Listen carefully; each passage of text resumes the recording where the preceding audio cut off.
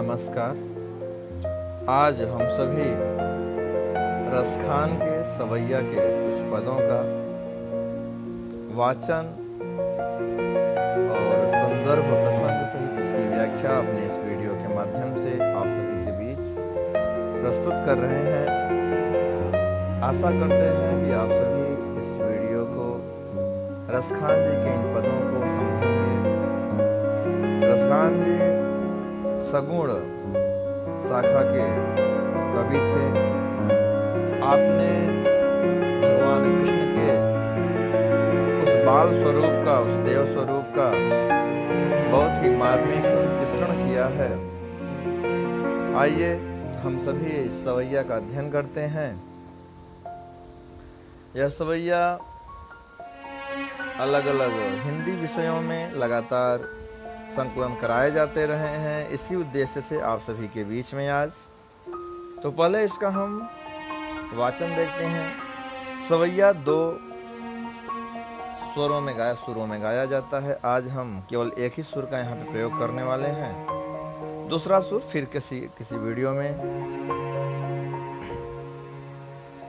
मानुष हाँ तो वही रस खानी बसा ब्रज गोकुल गाँव के ग्वारन।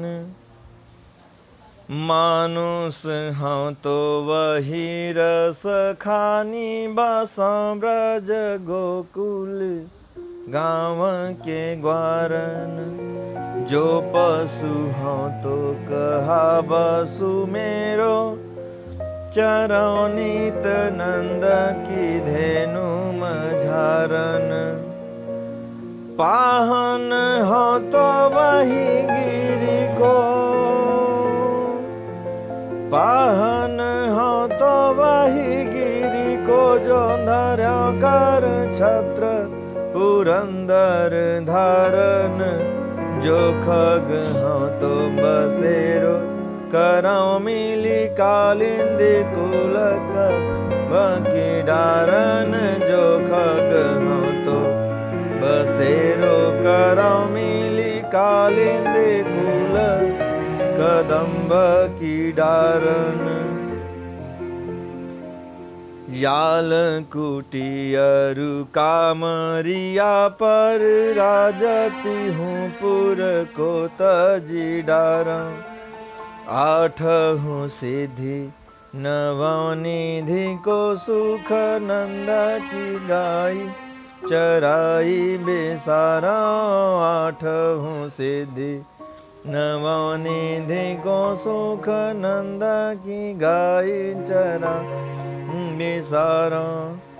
आखिन सोरस खान कबा ब्रज, आखिन सोरस खान कबा ब्रज के बन भाग तड़ाग निहार। कोटि कही कल धौत के धाम करील की कुंजन ऊपर वार। कोटि ये कल धौत के धाम करील की कुंजन ऊपर वार। पहला पद इन 4 लाइनों की एक पद को 2-2 लाइनों में अलग अलग रखा गया है, जिससे कि आपके लिए व्याख्या बनाया जा सके। मानुष हो तो वही रस खानी बसो ब्रज गोकुल गाँव के ग्वारन। जो पशु हो तो कहा बसु मेरो चरौनीत नंद की धेनु मझारन। जो पशु हाँ तो कहा बसु मेरो चरौनीत नंद की धेनु मझारन। सबसे पहले हम संदर्भ लिखते हैं। प्रस्तुत पद्यांश सवैया पद हिंदी की पठित पाठ्य पुस्तक। आप जो भी आपकी हिंदी की पाठ्य पुस्तक होगी, जैसे क्लास 9th 10th वाले में क्षितिज होगा, कक्षा 8 में कुमुदनी और अलग अलग नाम से पुस्तकें संकलित होती हैं, और उसमें पाठ का नाम कभी कभी सवैया, कभी कभी रसखान के पद इत्यादि रहते हैं। तो आप उस हिसाब से इसको अपना संदर्भ प्रस्तुत कर लेंगे। प्रसंग यहाँ पर आप सभी को दिया गया है। प्रस्तुत सवैयों के माध्यम से कवि रसखान मनुष्य का जन्म लेने पर, गोकुल गांव में बसने या पशु बनने पर, बनने होगा, बनने लिखा गया है, बनने पर नंद की गायों के साथ गाय बनकर ब्रज की धूलि में ही चरने की प्रार्थना करते हैं। आप सभी इस पद को पॉज करके एक बार देख लेंगे, इसको लिख लेंगे। व्याख्या रसखान जी कहते हैं कि यदि मुझे आगामी जन्म में मनुष्य योनि मिले तो मैं वही मनुष्य बनूं जिसे ब्रज और गोकुल गांव के ग्वालों के साथ रहने का अवसर मिले।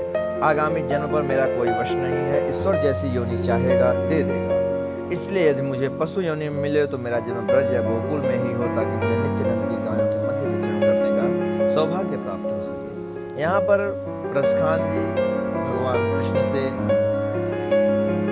दोबारा ब्रज में आने की प्रार्थना तो कर रहे हैं, लेकिन उन्हें मनुष्य होकर के जन्म लेने की कोई लालसा, कोई लालच नहीं। उन्होंने कहा है कि मुझे ब्रज की मिट्टी में जन्म मिल जाए, वह किसी भी तन का होगा, किसी भी योनि का होगा, सब कुछ बर्दाश्त है, सब कुछ सहन है, लेकिन मेरा जो जन्म हो ब्रज या गोकुल में ही हो, जिससे कि मैं नंद की गायों के मध्य विचरण करने का सौभाग्य प्राप्त कर सकूं। बेहतर होगा कि मनुष्य योनि मिले तो मैं ज़्यादा समझ पाऊंगा, ज़्यादा कर पाऊंगा, लेकिन मेरा बस तो नहीं है मनुष्य योनि पर। लेकिन फिर भी अगर ईश्वर चाहे तो अगर मुझे मनुष्य योनि में जगह दे तो मुझे उसी ब्रज में, उसी गोकुल के गांव में मुझे जगह दे। इसके बाद अगला प्रसंग, आपका अगला पद है, पाहन हाँ तो वही गिरी को जो धर्य कर छत्र पुरंदर धारण, जो खग हाँ तो बसेरो कर मिली कालिंद कुल कदम्ब की डारन, जो खग हाँ तो बसेरो कर मिली कालिंद कुल कदम्ब की डारन।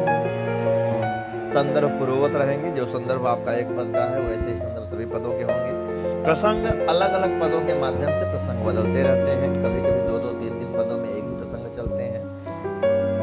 प्रस्तुत सवैयों के माध्यम से, पदों के माध्यम से कवि रसखान जी ने पत्थर योनि, पक्षी योनि, वृक्ष योनि, जिस भी योनि में हो सके, लेकिन मेरा जन्म ब्रज में ही हो जाए, हे ईश्वर ऐसी प्रार्थना मैं आपसे करता हूँ।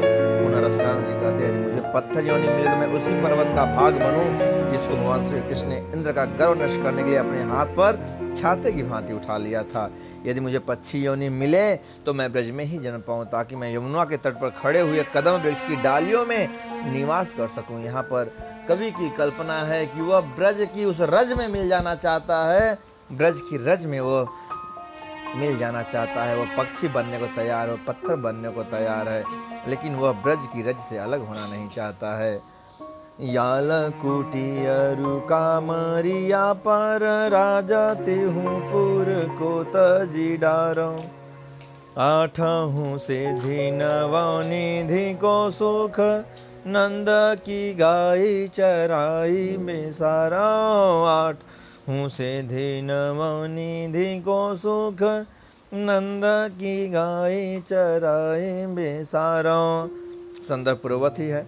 प्रसंग है, प्रस्तुत सवैये में रसखान जी ने गाय चराने वाली लकड़ी कंबल पर तीनों लोगों का ऐश्वर्य भोगने की बात कही है, लुटा देने की बात कही है कि हमें तीनों लोगों का ऐश्वर्य की बात नहीं चाहिए, बस मुझे गाय चराने वाली लकड़ी मिल जाए और वो कंबल मिल जाए। द्वारका में यह कहानी जो पद है रसखान जी ने भगवान कृष्ण को समर्पित करते हुए लिखते हैं कि जब द्वारका में रहते हुए भगवान कृष्ण को ब्रज की याद आती है और बहुत व्याकुल हो उठते हैं, तो रुक्मिणी जी से कहते हैं, क्या कहते हैं, और रुक्मिणी जी से कहते हैं, याल कुटियरु कामरिया पर राज तिहूँ पुर को तजी डारो, कि है उस लाठी और कामरी के लिए, कंबल के लिए मैं तीनों लोगों का राज छोड़ देने को तैयार हूँ। नंद की उन गायों को चराने के लिए मैं 8 सिद्धियों और 9 निधियों के सुख त्यागने के लिए भी तैयार हूँ, उद्यत हूँ। मुझे इन 8 सिद्धियों में, 9 निधियों में कोई भी सुख प्राप्त नहीं हो रहा है, जो सुख मुझे उन ब्रज की बागों में मिलता है, नंद की उन गायों को चराने में मिलता है, वह सुख मुझे इन 8 सिद्धियों और 9 निधियों में भी नहीं मिलता है। आँखी न सो रस खान कब ब्रज के बन बाग तड़ाग निहारो, आखिन सोरस खान कब ब्रज के बन बाग तड़ाग निहारो। कोटिक ये कल धौत के धाम करिल की कुंजन ऊपर वारा। कोटिक ये कल धौत के धाम करिल की कुंजन ऊपर वारों। सुंदर पूर्वत है प्रसंग है। प्रस्तुत सवैये में रसखान जी ने ब्रज के वन और बाग के लिए सब कुछ लुटा देने की बात कही है।